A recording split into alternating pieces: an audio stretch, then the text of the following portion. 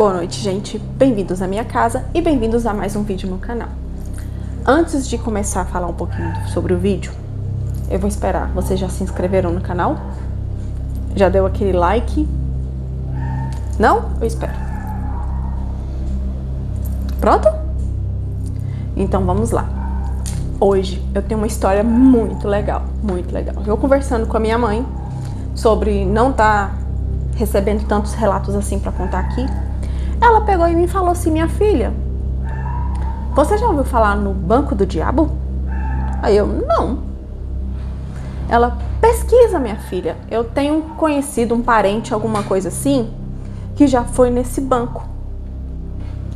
E a mãe dele orou tanto que o capeta não apareceu para atender ele. Aí eu fui atrás da história. E não é que esse banco realmente existe? Esse banco ele fica na cidade de Santa Fé, no estado de Goiás. E eu vou usar alguns termos técnicos aqui primeiro, para depois ir à história que eu achei, pesquisando um pouquinho mais sobre esse banco. O Banco do Diabo é um termo usado para se referir à cidade de Santa Fé, que fica localizada na região do Alto Araguaia, em Goiás. O local hoje é um sítio arqueológico que representa a passagem das tribos indígenas. Dito isso, vamos à história que eu achei muito legal. Essa história aconteceu entre os anos de 73 e 76. Esse rapaz trabalhava em uma padaria e deveria ter uns 15 anos de idade, mais ou menos. E ao lado dessa padaria tinha um bar, porventura um ponto de ônibus, e só existia uma linha que fazia Britânia-Jussara a Goiânia. Gente, eu vou. Santa Fé é perto de Jussara. E vice-versa. Nesta época, a empresa era a Aviação Souza. Hoje ela não existe mais. Ele saiu de Goiânia às 8 horas e chegou em Santa Fé por volta das 17 horas. Antigamente o trajeto era muito longo. E Jussara é realmente longe de Goiânia. Não é perto, não. Era uma quinta-feira, numa tarde ensolarada e muito quente. E um adendo, lá é quente, mas é quente, quente, quente, mas quente com força. E era mais ou menos umas 5 da tarde, quando o ônibus chegou de Goiânia, trazendo alguns passageiros, e um deles meio perdido, ressabiado e muito desconfiado. Ele foi até a padaria onde esse rapaz trabalhava e fez várias perguntas. Tomando um café, ele perguntou se tinha um lugar para pouso. O goiano fala o termo posso pousar na sua casa? Tenho algum lugar para pousar? Pensão. E quantas pessoas moravam na cidade? Se tinha cabaré, se tinha táxi. Logo ele percebeu que era um aventureiro e que estava em busca do quê? Do famoso Banco do Capeta. Percebendo isso, logo disse para ele se estava com a intenção de visitar o banco. E ele, surpreso, disse que sim. Aí ele perguntou: mas por que você perguntou isso, né? O questionou.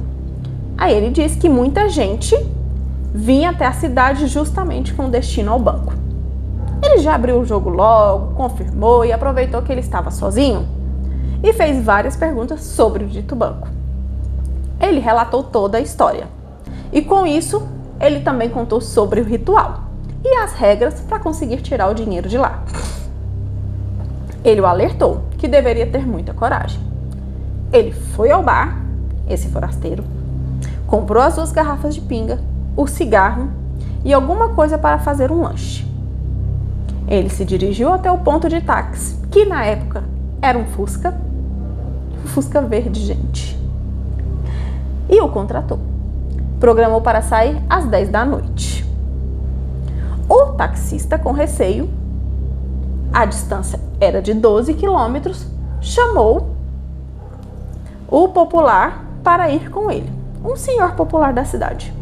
Na hora combinada, saíram os 3 com destino ao banco do capeta.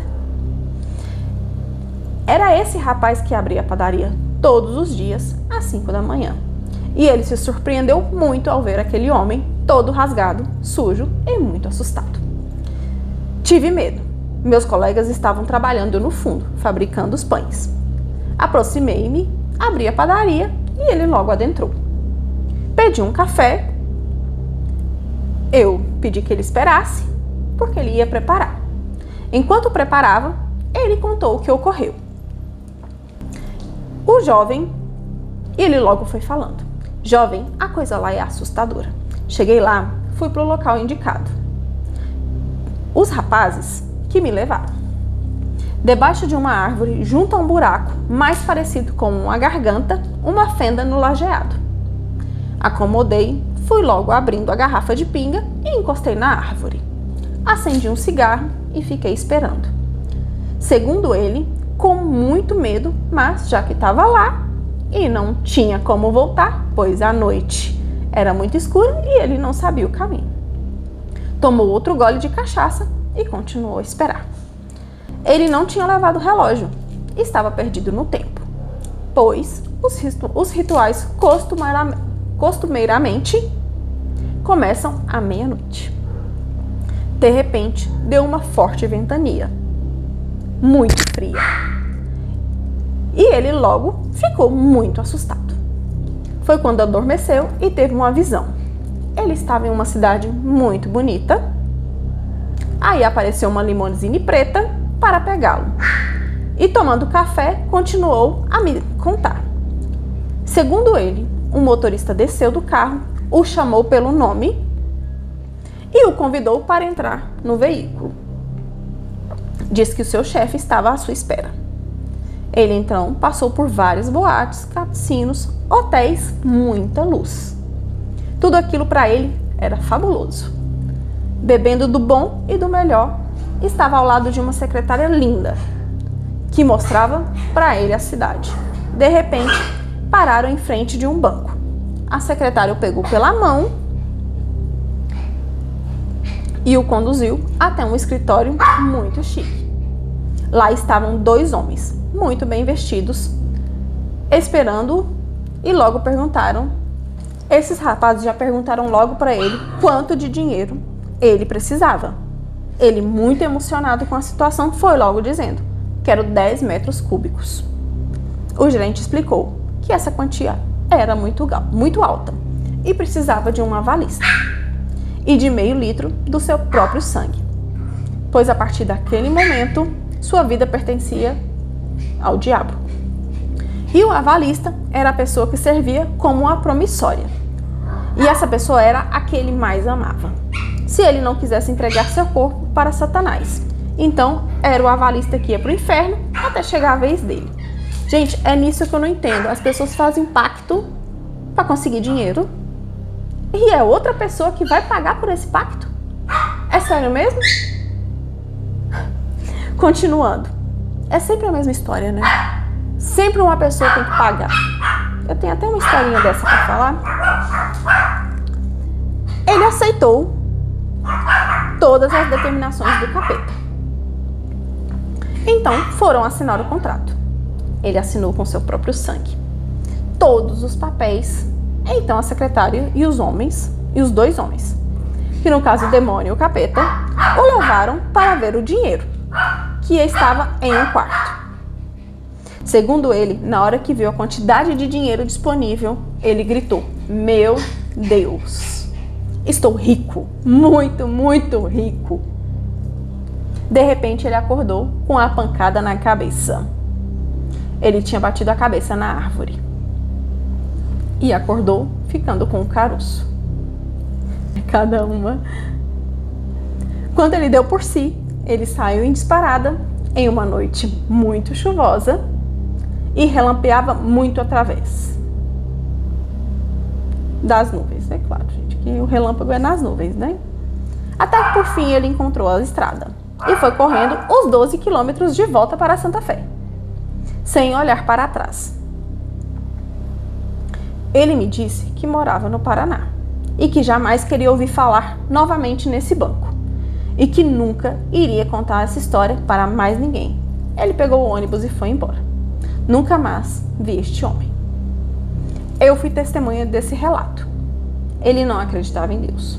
Se isso for verdade ou mentira, nunca saberemos. Mas é igual eu falei pra vocês, eu não sei que parente que é esse da minha mãe. Mãe, me diz aqui nos comentários se era primo da senhora, que eu não faço ideia. Ele foi nesse banco realmente, fez todo o ritual, mas como ele falou pra minha mãe, a mãe dele orou bastante, mas muito, muito mesmo, que o capeta não apareceu para atender ele. E sim, havia relatos de pessoas que ganhou muito dinheiro com esse banco. Mas a que custo? A custo de perder sua alma? A alma de quem você ama? Porque o diabo é sujo, ele é ardiloso. Pelas as histórias que eu escuto, ele fala que vai levar sua alma. Mas ele não fica satisfeito, porque tem aquelas linhas minúsculas lá no contrato que a gente nunca lê. E que tá lá, seu filho, sua mãe, seu pai, sua esposa. Você corre o risco de ter uma maldição hereditária. A sua família nunca ir pra frente. Tem muito dinheiro, mas não vive muito tempo. Não tem a dos cantores, que é a dos 27 anos? Que eles interam os 27 anos, eles morrem? Então, pode ser mais ou menos isso. E em relação às coisas que colocam outras pessoas, eu tenho uma coisa bem legal, mas eu acho que vou deixar pro próximo. Eu vou ficando por aqui. Se você assistiu o vídeo até o final, digita aqui nos comentários Banco do Capeta. Gente, essa semana tá muito corrida e eu fiquei doente e foi complicado. Mas eu prometo colocar mais vídeos aqui. Então, gente, me manda mais relatos, que assim eu consigo voltar aqui mais vezes e trazer mais conteúdos pra vocês. Tá bom? Um beijo, uma ótima sexta pra vocês. Até a próxima. Tchau!